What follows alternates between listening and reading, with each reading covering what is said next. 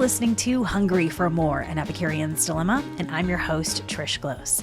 Dr. Elia Gourgouris on the podcast today. Nope, he's not a chef. He does not make wine. He's not in the food or wine industry, but it's my podcast and I'll do what I want. I first interviewed this fascinating human back in July 2020, right smack dab in the middle of a pandemic. He had just written a book, I want to get this right, 7 Keys to Navigating a Crisis, a practical guide to emotionally dealing with pandemics and other disasters. So many good nuggets in this interview. Episode 106 is where you can find it. One of the biggest things that I took away from it, Elia explains there are 4 people during a crisis, 4 different kinds of people during a crisis or challenging times. The navigator, the bystander, the critic, and the victim. And he explains that in this interview and why it's important to really stick with the navigator. So we chat about that a little bit. We catch up on what he's been up to, some really cool stuff. And then we get into the juicy bits, how to manifest your best life and really how to be happy. And as he explains, it all comes down to kindness. Here's Dr. Elia Gourgouris. Welcome back. It's good to be back. It's good to see you. You too, Trish. It's been since the pandemic. It's probably been like 3 years. So you were on my podcast before. I interviewed you July 29th of 2020. Okay, so more than 3 years. Okay, 3.5 years. Very nice. But I reached out to you because you're the happiness doctor. And you had just written a book. I'm going to pull it over here. Let's see. 7 Keys to Navigating a Crisis, a practical guide to emotionally dealing with pandemics and other disasters. Correct. And we talked a lot about the 4 different kinds of people during a crisis, really during a challenge, right?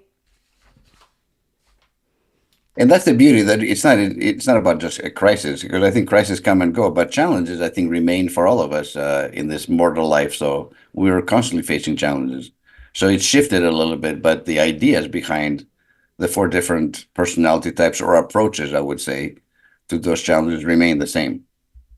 Exactly. So I do want to talk to you a little bit about some things, and I wanted to mention this really quickly.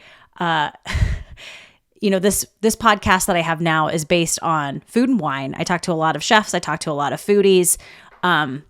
You're not a chef. You are a foodie, but you're not a winemaker. And you know what? I just decided this is my podcast, and I'll do what I want. It's your show. Let's go. Let's go. I love that. So let's talk a little bit about we were chatting before about your homeland, Greece, and you just recently had kind of an epiphany, right? Well, I had more than an epiphany. I manifested something that was a lifelong dream, and it's probably the dream of most Greek Americans or Greeks who live in Australia or some other parties. At some point, they want to return back home. And, we have kids and, grandkids here and so on. So that our life is in the United States. But after spending 7 weeks by myself for the first time in my life in Greece in the middle of the pandemic, I came to realize certain things about the quality of life. And really, how can I live that, not just for the token 2 weeks every year, going and visiting in the summertime, but really immerse myself in this culture that I've missed. I left Greece when I was a little kid. So, and for those 7 weeks, and I think this is talking about food, wine, or anything else. When people said, "Oh, what did you do for 7 weeks?" I said, you know what? I went to the beach twice a day. I got totally bronzed. Very hedonistic life, right? Love it. I ate out every night. The most incredible Mediterranean diet. Greece has one of the best, virgin olive oil, fresh fish, and all that stuff. And we have a home that's right next to the water. And for 49 nights, 7 weeks, I never ate alone. Now, I know people are like, "Are you serious?" I'm like, "No, I'm dead serious." Sometimes I was double booked. Like, "What are you doing tomorrow night?" "Well, I'm having dinner with Trish." "Well, how about so, and we laughed and we had deep conversations and we connected. And I walked everywhere to the bakery every morning. I go to the bakery and get something fresh. That's like fresh bread, fresh everything. No cars, just walking in nature, swimming, talking to people, connecting. And I came back not only rejuvenated and all my batteries full and exceeding, it was like, but it made a decision like this is how I want to live a big portion of my year. So now we we spend 4 or 5 months a year in Greece/Europe. Greece is like our base, and then we go venture out to see Europe and we come back. So that's manifesting. If people say, "Well, man, you live a charmed life or a lucky life," and I'm like, and I'm not saying that luck doesn't play part of our life. Sometimes luck does help or timing. But I thought about how to create this life in great detail and how to create the behind the scenes stuff in order to support this life and lifestyle. And it didn't happen right away because the pandemic delayed everything by at least a couple of years. But it did happen, and it is happening, and it will continue to happen. So I guess my call to action to everybody is like, live your best life now. Right. Don't wait. Don't Do wait. not procrastinate your happiness, and more importantly, let go of the whens. Mm-hmm. Because Okay, the I have whens to are, ask. I have yeah, to go ask in ahead. Greece. Best meal? Did you have a best meal? Was there just a meal that knocked your socks off? I mean, there's so many great, but like lamb that's been marinated for like 10 hours with potatoes. It melts.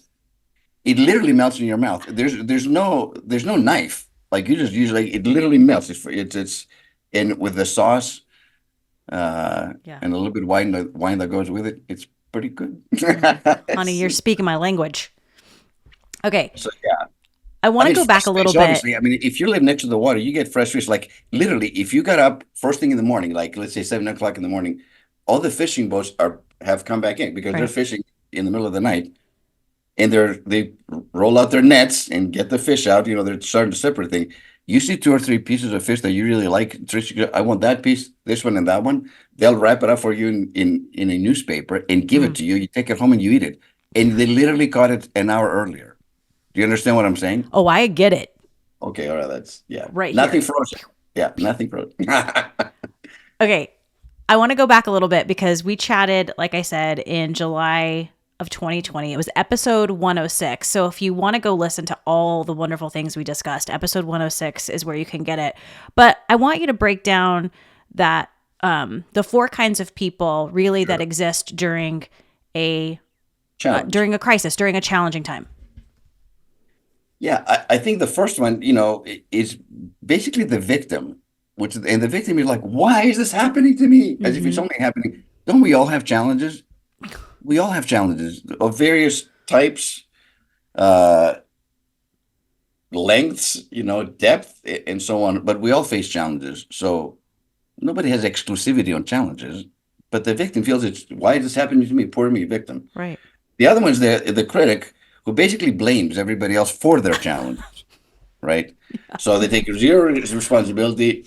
It's the government, it's my boss, it's my spouse, it's my significant, my friend, my sister, my mother-in-law, whatever. They're always blaming somebody else. They're always Mm-hmm. frustrated and angry.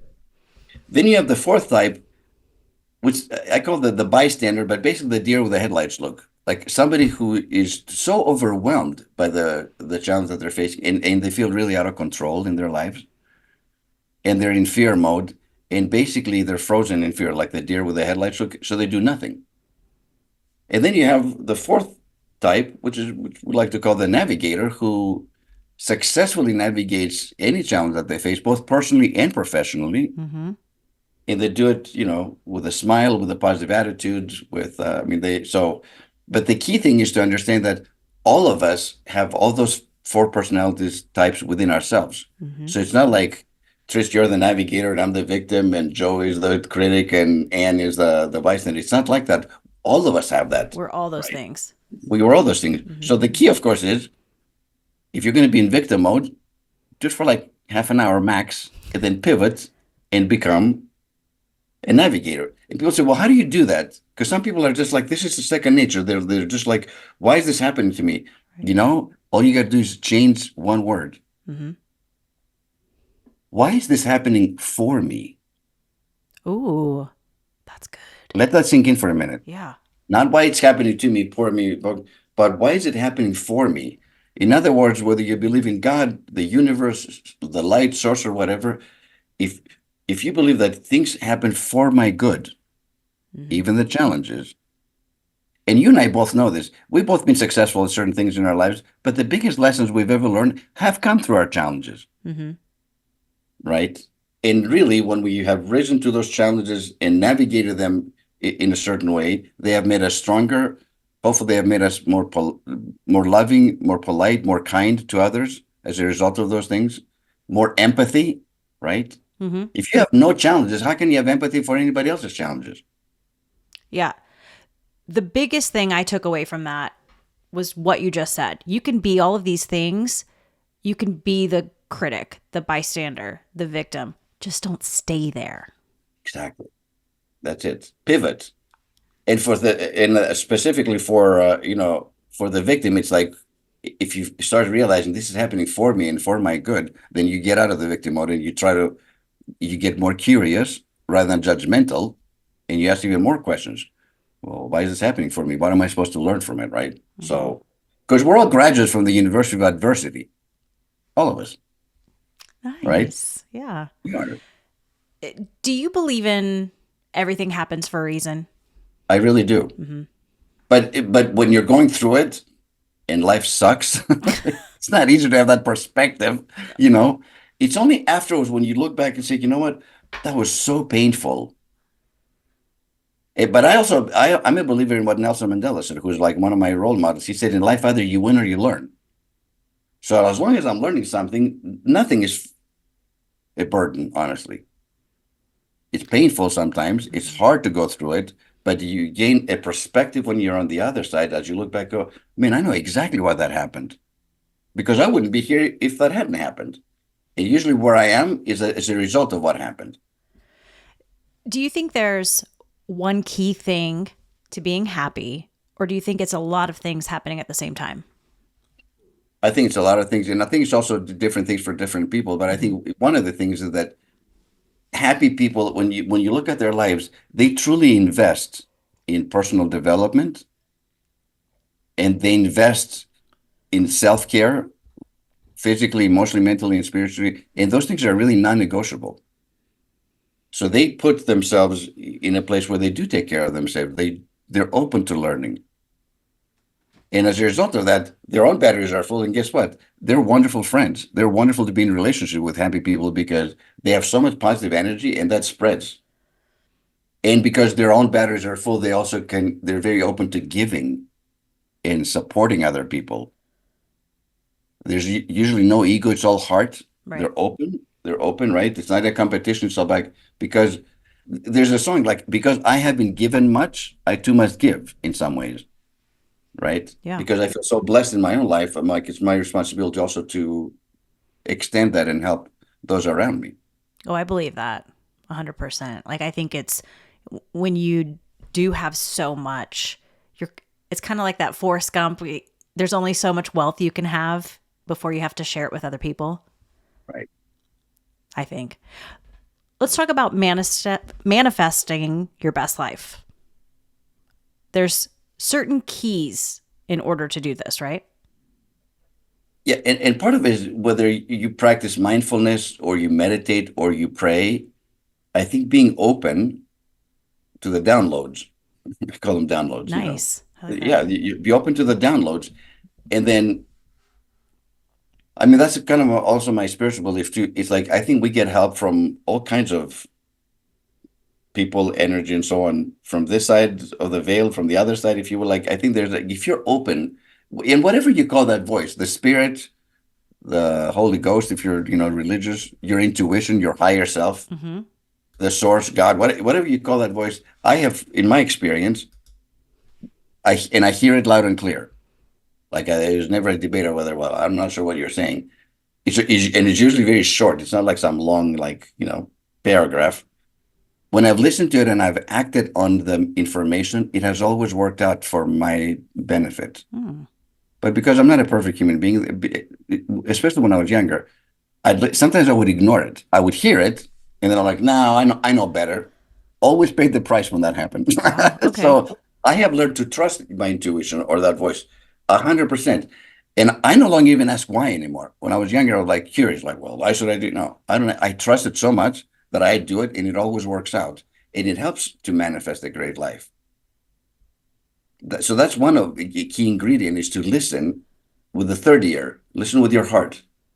That's why I went to Greece actually that time because I have never been truly alone. I was always with people. I'm like, what do I really want for the first time in my life? In my 50s, what do I want? Hmm.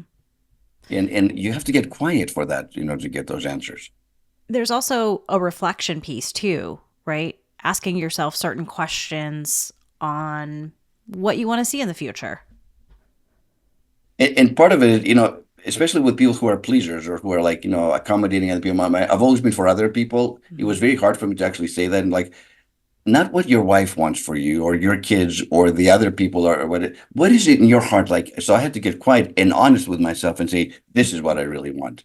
And it might ruffle some feathers, you know, making a change from being in the United States for all these years to all of a sudden living in Europe for 4 or 5 months. It's not easy for a certain be like, what? Yeah. But it was right for me. And I thought about it in great detail. This was not like, oh, wow, that was a lucky. No, I thought about it clearly. I'm like, what do I need to do in order to create something like that? It didn't happen overnight. We actually got delayed a little bit, but that's okay. The bottom line is, has it happened? Is it happening? And it will continue to happen. And the answer is yes. Mm. That's where I It's get not into magic trouble. though. I'm It's impatient. not, yeah, it's not magic. And it's not like, and don't get impatient. Like, and don't compromise. Like, no, we only have one life to live. Yes. This is my new thing lately.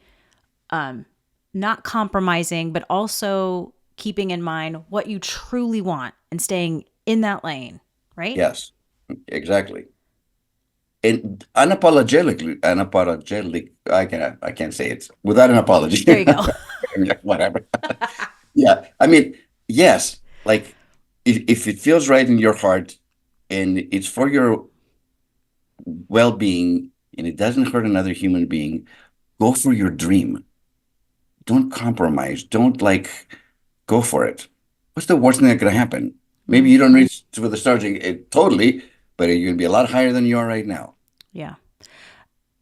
And I do find that I'm very impatient. I want things to happen overnight. I mean, that's human nature too. Hmm. But the more important thing is that they happen.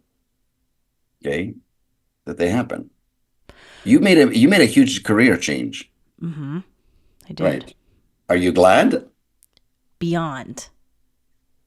Okay. Why did you do it? I was burned out. I was Okay. tired. And I think I saw something different for myself. I wanted to do different things. And it goes back to what you were saying. I only have one life. And I don't want to be stuck in a job that I just kind of like. I mean, if not now, when? Right. Right. What are we waiting for? That's why I said forget all the wins. I am against wins. But most of us live with the wins. When I'm in the right relationship, when I have enough money, when I retire, when what they Hmm. forget all the wins. Wait, there's no guarantee you're going to be here tomorrow. So start living your best life now. Right. Okay. How we do that? I think you have to decide first of all. First of all, you have to become aware and be honest. I mean, be kind with yourself, but also be honest. Look in the mirror and say, is this the life that when I was young and had all these dreams, is this what I envisioned? Hmm. Am I living even close to that? I'm not saying exactly like that, but am I living even close to that? Am I in the ballpark or am I living a completely different life? How did I end up here? Do you know how many people I've counseled, like, Yeah. who have either a midlife crisis or a midlife reflection, which is actually better than a crisis before the crisis? A midlife reflection. I didn't have a crisis, but I had a midlife reflection say, no, there's more to life than this. I had forgotten actually. I was off my path a little bit, Mm. which is okay. I mean, I'm not, it is what it is. You raise a family, raise kids and so on. But at some point it's got, wait a minute, there's a whole other life out there. Yeah. And I could have a slice of that. You did that too, right? You were a clinical Psychologist, psychologist yeah. for like Yeah. 20 years or something. First half of my career, yeah. But I got burned out like you. Yeah. And that led to me pivoting and going into the corporate world and becoming an executive coach and leadership training and development and then an author, a speaker, and so on. And it's like it has expanded. Um, And now there's another pivot. Like there's even another because I'm like, am I retired? Am I close to being retired? Because people they can't figure me out. I'm like, and I've really had to change the paradigm. Yeah. What would I retire from if I love what I'm doing? Ooh, that's good. Because if you're in that lane that you talked about, you're exactly where you're Hmm. supposed to be. Why would I stop doing that? Right. Yeah. As long as I enjoy it. Here's something is interesting to me. I look at other people who've had this great career for 20 years, 30 years, and maybe they get burned out or they just want to change and they do something really bold and brave. And I'm just like, oh, that's so amazing. Wow. And then I look at myself and go, you did the same thing. You totally did it. That's why I asked you. Why did you do it? You did exactly the same thing, Trish. Yeah. Hmm. But it's all in an effort to be happier. And it's not, it doesn't happen overnight. I mean, Hmm. it does require some patience. But if you're really bought into like, this is what I want, and you're willing to do whatever it takes to make it happen, it will happen. Is it scary? Yes. Really scary. Sometimes certainly because it means I have to go outside of my comfort zone. You knew the job that you were doing before inside and out. You're such a professional, you could do it in your sleep. Hmm. But after, all this time, it was time for change for you. So you have to go outside of your comfort zone and try something different. In an effort to manifesting your best life, I guess what kind of work should we be doing? I know there's certain questions we need to be asking ourselves. Is there anything else as far as reflection or really work that we need to be doing? And that's why I said whether you meditate on it, whether you pray about it, whether you practice mindfulness, whether you journal, however you have that internal communication. And I'm a communications expert, so I talk about Hmm. having hot conversations with people, HOT, which stands for honest, open, and transparent. Hot. Nice. Nice. But you also need to have those hot conversations with yourself. It isn't just when we communicate with other people. Can we be honest, open, and transparent with ourselves, which requires vulnerability, Hmm. right? It requires to maybe see a little bit of the dark side, a Yeah. little bit of shadow work, you know, maybe a little bit of healing, maybe a little bit of like how does personal transformation take place? One step at a time, right? Right. And part of it is looking in the mirror. Hmm. And in the end saying, because I could be, well, I don't, circumstances, right? Remember, the critic, the victim, and the bystander, the fearful one, none of them take personal responsibility for their lives. It's poor me, blame somebody else, or not do anything. So navigators take full responsibility for their lives. Exactly. Nobody put a gun to my head for all those years to just go to Greece for 2 weeks. I chose that. No, did anybody put a gun to my head? No, you Nope. cannot go for no. Just like nobody put a gun to my head, say, this time I'm going for 7 weeks. I'm going to figure out my life and myself and what I truly want. Hmm. I'm responsible for that. Nobody else. I know you talk to people around the globe about this and about being happy. What's the number one question you get?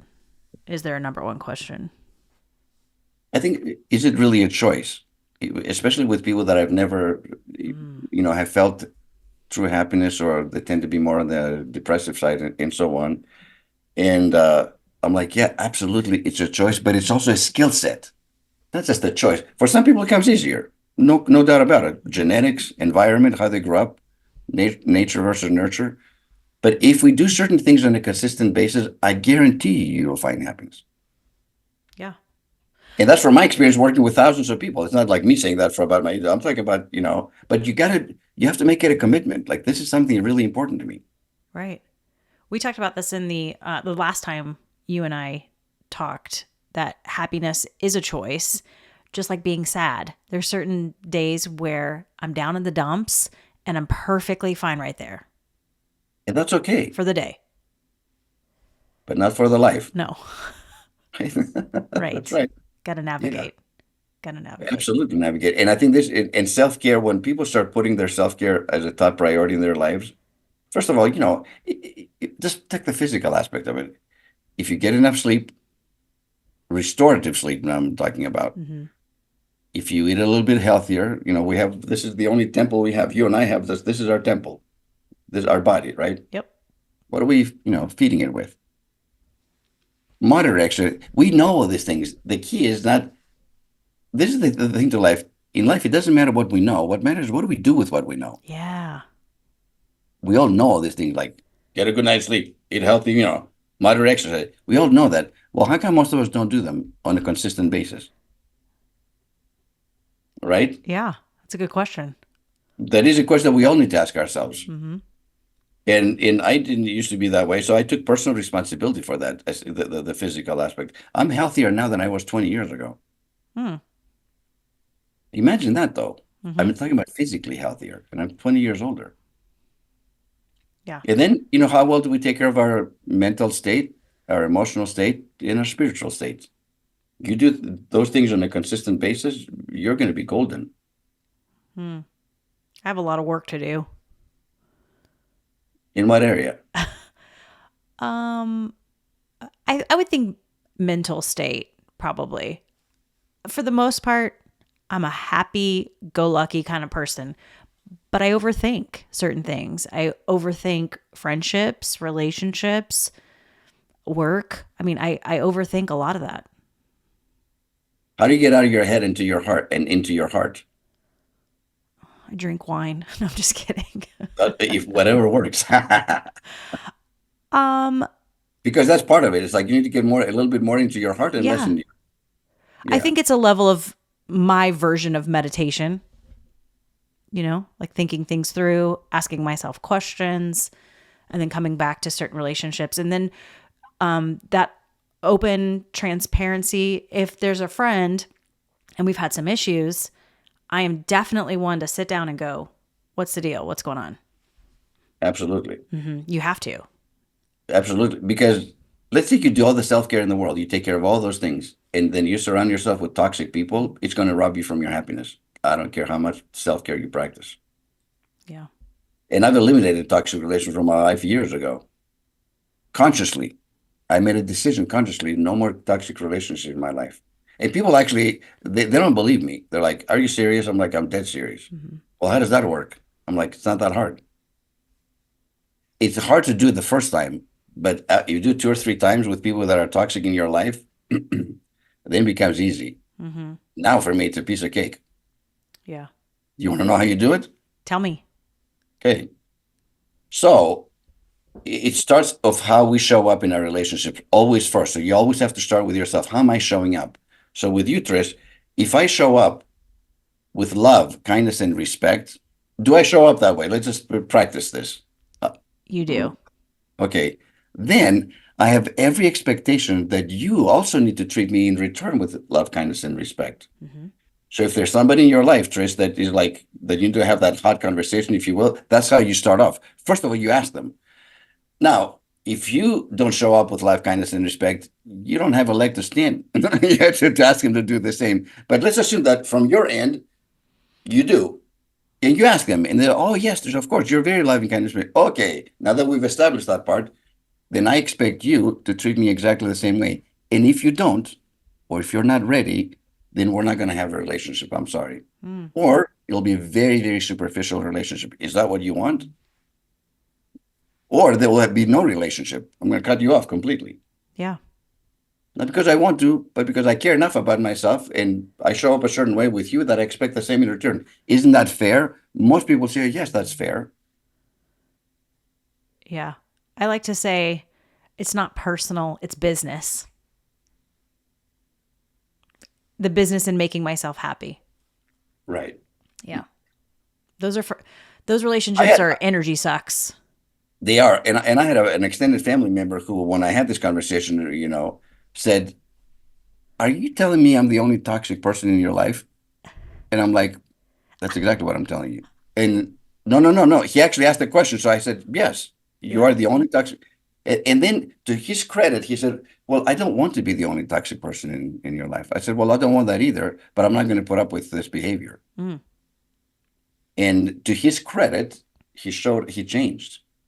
Wow. He changed. He was almost 60 years old. He was like 58, 59. So at his age, he changed because it was important to him to change. in order to have a relationship with me because she knew that I was serious. I'm not messing around. There's no room for toxic people in my life. No. I don't show up that way, so why should I put up with it? Yeah. And kudos to him for changing, because that's really hard to do. Absolutely. He was really shocked. At first, he thought I was kidding. I'm like, no, you are the only toxic person that I have in my life. Like, what? He got very quiet. And I didn't break the silence either. I had to let him sit with it for a while. I didn't bail him out. Let him Right. sit with that. Let him feel it. Don't bail him out. No. Where can people find more information on manifesting your best life? Well, I mean, there are a lot of wonderful books, but the real information is like right here in your heart. Mm-hmm. You can read the books and you can hire coaches that can help you manifest the break. Like when I have a program that takes people how to create your best life. It takes 90 minutes. And I teach people how to create the best year yet of your life Yeah. every year. You did I that do with this me. myself, by the way. I can do that with you. It takes about 90 minutes. Yeah, we did that. Well, you and I did that. Yeah, we Oh, did. that's right. I forgot that. Yeah, So yeah, that's one way to do it. You hire somebody and they help you to create and manifest that. But even that, I'm just asking you the questions. The real information is in your heart, Right. your soul, in your mind, right? And some of those questions help you access that, Mm-hmm. right? So, and you have to want it. Like if you're kind of lukewarm about it, you're going to keep doing what you've been doing. You're going to stay in your comfort zone, which isn't bad. That's why it's comfortable, but you're not going to thrive. Mm-mm. No. I told you when we first reconnected, like you're glowing. Like you're like, no, seriously, there's a glow about you. You're happier. No, it's true. I mean, and that shows. That comes from the inside, right? Good. Well, thank you. When you're in alignment with what your purpose is and what you're doing, it Mm-hmm. shows. People see it. Yeah. Very true. Do you journal? Are you a journaler? I'm not a journaler. Unfortunately, I have a gratitude journal. I just journal in my head. I don't. I mean, I'll start. I'm not very good. I have to admit. But I do. I go for a walk every day, 3 to 5 miles every day. No matter what. And half of the time, I don't take my phone with me. So that becomes my gratitude walk. Mm. And I express gratitude. I could do it for a full hour. For the trees, for the sunshine, for the snow that we got, the storm we got the other day, there's so much to be grateful for. And when you're in a state of gratitude, physiologically in the brain, you cannot be depressed at the same time. Because we're in a state of gratitude, the chemicals that are being released from our brain flood our system, and we're as happy as can be. You cannot be depressed and be grateful at the same time. Ooh, that's good. I do the That's same one of the thing. quickest way. That's one of the quickest ways to change your mood, right? Is to go into a gratitude state. I like that. I do the same thing. On my walks, it's usually just me and the dog, and I do not take my phone ever. Oh, you're even better than I am. I do it 50% of the time, but I never take my phone. I feel bad for my puppy if I'm on my phone, because then I'm not showing up and you're being so present for my sweet. dog. You're not fully present. No, Right. that's very true. Very true. But I get my best ideas on those walks. Yeah, you download stuff all the time. Yes, exactly. I know it. I know it's true. It's true. And You know often what's I'm really saying funny? thank you to things. You said something really important about being in the present. I think the majority of my time until the last 2 or 3 years, have always lived for the most part in the future. Hmm. Like thinking, just and I have a little bit ADD. I didn't think I could actually be in the present, but I have actually mastered that at my age. Like the last 2 or 3 years, when I'm with someone, I'm with them. Mm-hmm. I'm not thinking about what I'm going to say next. I'm not thinking about like when you say something, I'm like, okay, what is Trish telling me right now? Yeah. Stay with her. Eye contact, focus, be in the present, and don't worry about the future. Right.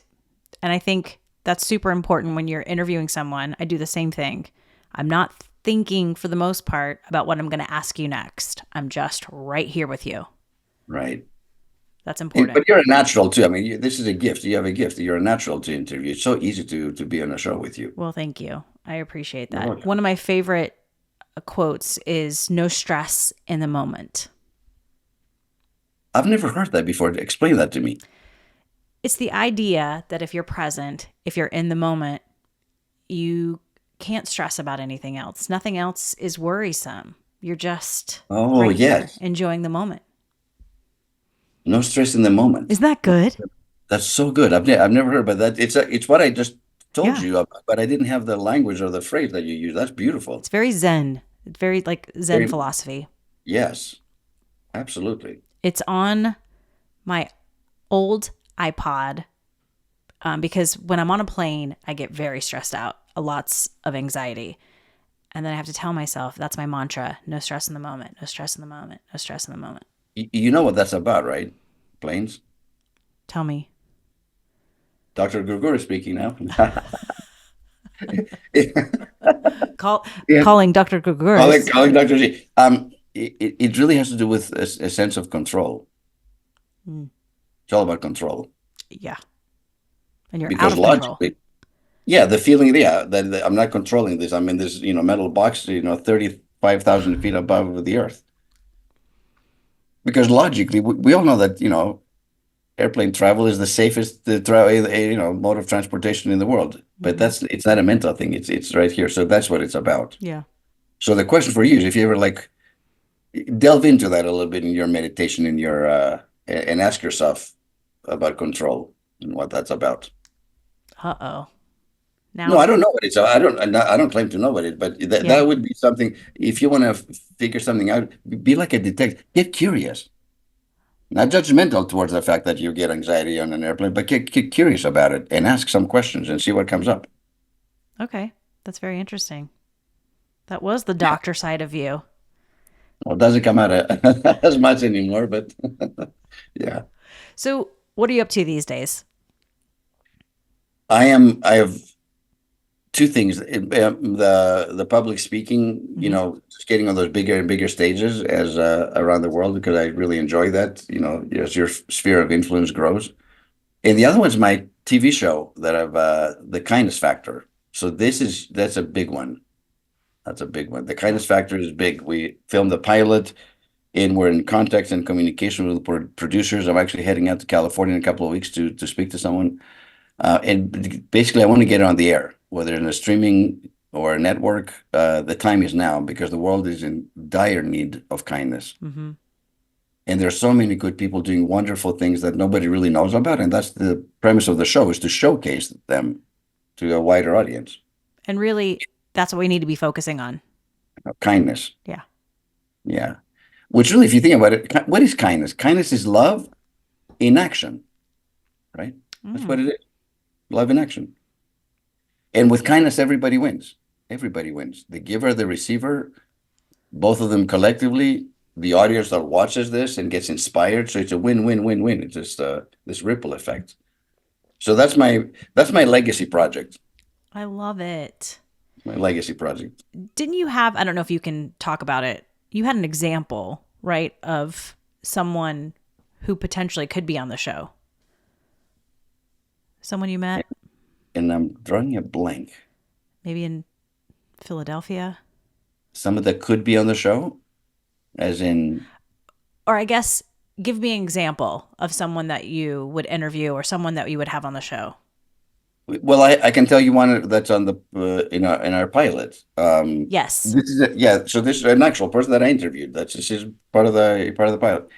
This is someone who, for the last 25, maybe 30 years, works as her own nonprofit. She travels all over the world and goes to refugee camps. Mm. And refugee camps are probably the most tough. Yeah. Africa, war zones. Now there's one in refugee camps in Poland from Ukrainians who have left the Ukraine. Greece has them from the Middle East. And she brings to those kids, especially kids, she teaches them how to play music. Mm. Now those kids don't have anything, so she brings them a harmonica. She brings harmonicas and teaches them how to play the harmonica. Just and what happens to those kids who literally have nothing? Some of them don't even have any parents. They certainly don't have a home. They live in tents or whatever in refugee camps. It gives them hope. It helps them with the creative aspect of their brains. So to me, that's an example. So the goal of getting on the air. So I've interviewed her. But the real juice to the story is I want to go with her to the refugee camps and actually catch her doing it. And I want to pick. I mean, we have B-roll, as you know. There's always B-roll that she plays, but Hmm. it's not the same as actually physically being there and recording her while she teaches those kids and listen to them smile and laugh and create music and so on. Yeah, That's really what I want to do. That's part of the show, love right? it. That's so great. Do you also feel when, if I'm kind to someone, it tends to pay it forward? I think it always pays it forward. Okay. That's why I say with kindness, everybody was the giver has their own rewards. Good innately, you feel good when you do something good for somebody else. The receiver obviously is on the receiving end of your kindness and your acts of service. But more likely than not, it would trigger them to now go and pass it forward to somebody else. Mm. Kindness is contagious. Mm-hmm. The best way to describe it. Yeah. And navigators, that's one of the key things. People that take care of themselves, because again, my batteries are full. I have excess love, time, energy to give to somebody else. And even if you think, man, my life is pretty tough right now, anytime that I've actually been really down, and what doesn't happen very often, but it happens from time to time. The quickest way for me to get out of that is to go and help somebody else. Yeah. It's weird how that happens, Yeah. but it always works. And I also feel like being kind to pretty much everyone you encounter. My big thing is when I'm checking out the grocery store, I'm saying hi to the cashier. I'm asking about their day. I'm not on my phone. I'm not talking to anybody. I'm not texting. I'm engaging with this human who's helping me out for 5 minutes. And the best part is when you're leaving, you're like, thanks. You can say thank you, or you can say thank you so much, Betty. Like Right. you tell them their name. Yeah. Make them real. They're not just thank you so much, James. Appreciate it. Mm-hmm. What does that take? What did that cost you and I? Nothing. It's Zero. like an extra tenth of a second to actually have their name or say thank you and make eye contact with them. It costs nothing. And yet, for them, It could mean a lot. I'll give you an example. I was at a conference this weekend, and very well, it was a wonderful spiritual personal development conference and so on. And at the end, as I was leaving, I think, I was starting to thank people, and I'm very close friends with the CEO of this big company that put it together. So, and I'm like, man, you have great staff. They're wonderful people. He goes, thank you. I mean, very humble, great leader. And I came across the lady that was picking up the trash. And I was just finished drinking some water, and I'm like, can I put this? And she goes, yes, of course. She goes, thank you. And I said, no, thank you. And you should have seen the look on her face. She kind of went, huh? I'm like, thank you for your service. Yeah. Thank you for this place is impeccable, so clean. Thank you. Mm-hmm. And you should see her smile. I mean, she was an older lady. Her smile got so big. Mm-hmm. Everybody needs to hear something like that on a daily basis, or at least from time to time. I agree. What did that cost me? I was walking out, going to my car. It took me less than 30 seconds to say thank you for the good work that you're doing. I'm all about thank you. It may be my Southern roots, but I'm all about thank you. Me too. It's Me important. too. So when people say, well, I don't have either the money or the time to be kind, no, it doesn't take money or time. It takes a conscious, Mm-hmm. decision that you can be kind to every person you come in contact with every single day, and it doesn't cost anything. And it's like a little pebble, right? You drop it, and there's a ripple. Yeah. And we don't get to see what the ripple effect happens most of the times. We just, but do it anyways and let them pay forward. Maybe because some people said nice things to her. Now she goes home and she goes, I had the nicest conference, and she's the cleaning lady. Mm-hmm. And people were so nice to me. And as a result of that, she's more patient at home with her kids. You know what I'm saying? Oh, That this could have impact. huge. Exactly. And I would encourage everyone, if you're at an event or a restaurant or wherever, thank someone behind the scenes. Thank someone who doesn't get that acknowledgement. That's big. Sometimes especially when the service is really good and time to pay, I will tell the waiter or the waitress, I'm like, can I talk to your manager? And they're like, because usually if somebody's, can I talk to your manager? What does that mean? You're in Something trouble. bad. Right. So she goes, why? Why did I do? I'm like, no, don't worry about it. Can I talk to your manager? And the manager comes in, yeah, and they're like, yes, sir, can I help you? They're used to it. Some kind of customer is going to complain. And I'm like, can I tell you something? This lady right here, I don't know where you found her. She's the best waitress I've ever seen. And she lights up. She's like, and goes, "Oh, thank you, sir. Thank you so much." I'm like, "No, I just need to tell you that. What great service. Because of her, we're going to come back next week." Yeah. You made their day. Yep. What did that cost me? Zero. It makes her 30 seconds waiting for the manager. You know what I'm saying? But it made her week, I bet, not just her day. Mm-hmm. That's it. I love It's it. easy. That's some good stuff right there. Will you keep us posted on the show? Yes, of course. Okay. Yeah. Because when this comes out, I'd like to push, all my listeners and viewers to the kindness Thank factor. you. Yeah, we're very excited. I mean, yeah, we're very excited. I'm excited to go to California and then have a nice conversation with some producers and see what happens. Incredible. Thank you. Well, Doc, we're going to wrap up a little bit and get to the final three, which I think I prepped you on. Okay, go for it. Best advice you've ever been given? Best advice that I've ever been given. Which I've asked you these three questions before. Okay, it could be a different answer than last time. I don't know. I'm really excited to see what you say. Well, the best advice I've ever been given, honestly, is what my grandpa told me when I was 5 years old. When he, in Greek, when he said to me, "If you do something good for somebody else every day, you'll be the richest man in the world." That was because that was your answer last time. I mean, if you think about it, and my grandpa died when I was 6, so I don't have a lot of memories of him. But that statement, it planted some seeds, and it helped me become who I am. Mm-hmm. I give him a lot of credit for that. Was that the last thing? Did I give the same answer last yes. time? Okay. And but if I have to think about it, that has to be it. That has to be it. Yeah. And it hit me in the feels last time, and it hit me in the feels today. Love it. What's your happy place? My happy place is my hometown in Greece called Galaxy City, which I have like you can see it back there. It's my family. My family goes back 250 years. That's where we have streets named after us. We have a nice home next to the water. That's my happy place because the minute I dive into the water, before I come up for air, I release all the stress for the whole year.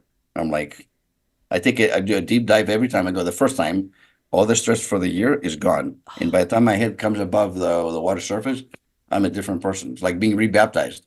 Oh, that's good. I like so that. So that's my happy place by far. Okay.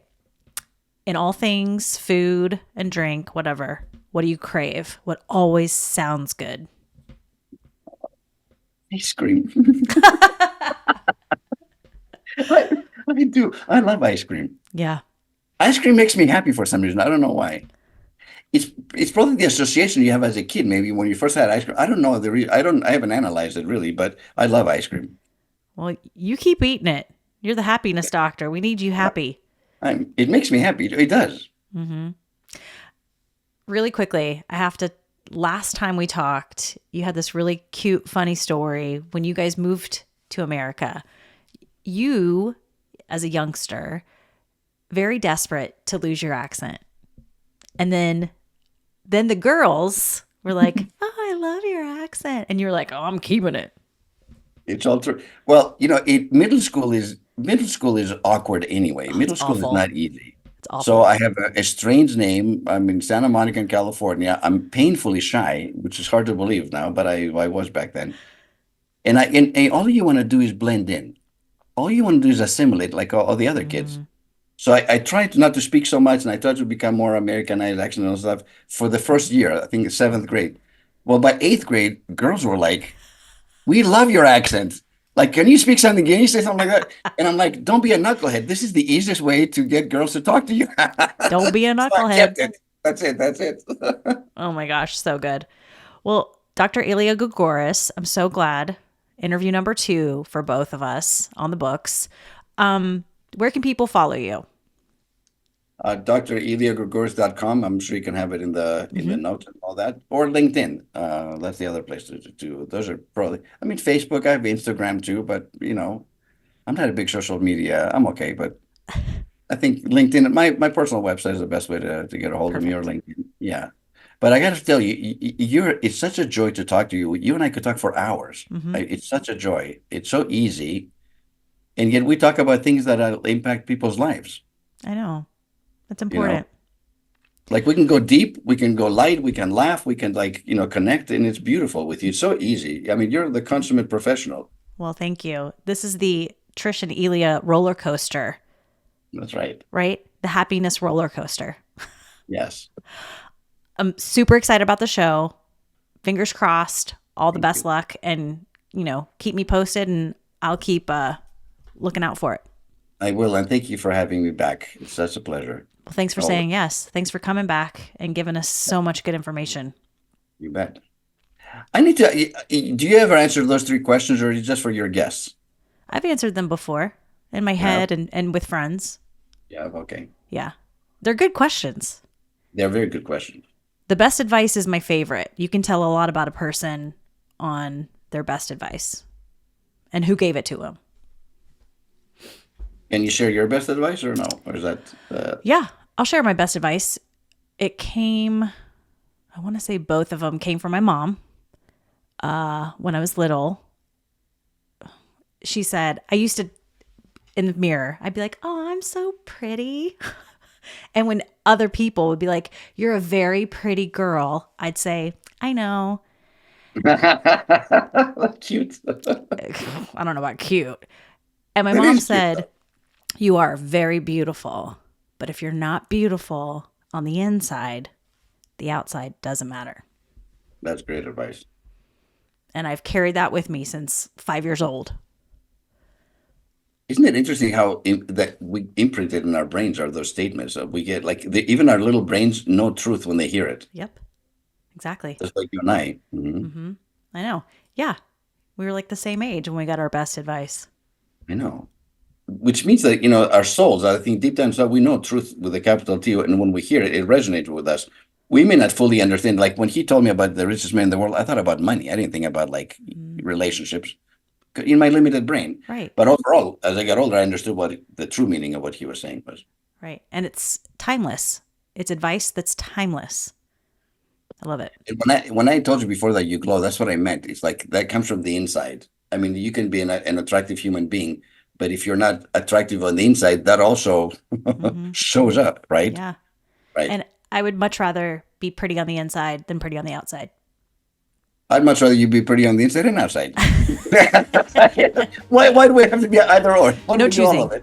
Right. All right, Doc, I'm going to let you go. Thank you so much for joining me today. You've been listening to Hungry for More, an Epicurean's Dilemma with me, Trish Close. You can watch this podcast and subscribe on my YouTube channel. Just search Hungry for More, an Epicurean's Dilemma. You can also listen and subscribe wherever you like to listen to podcasts.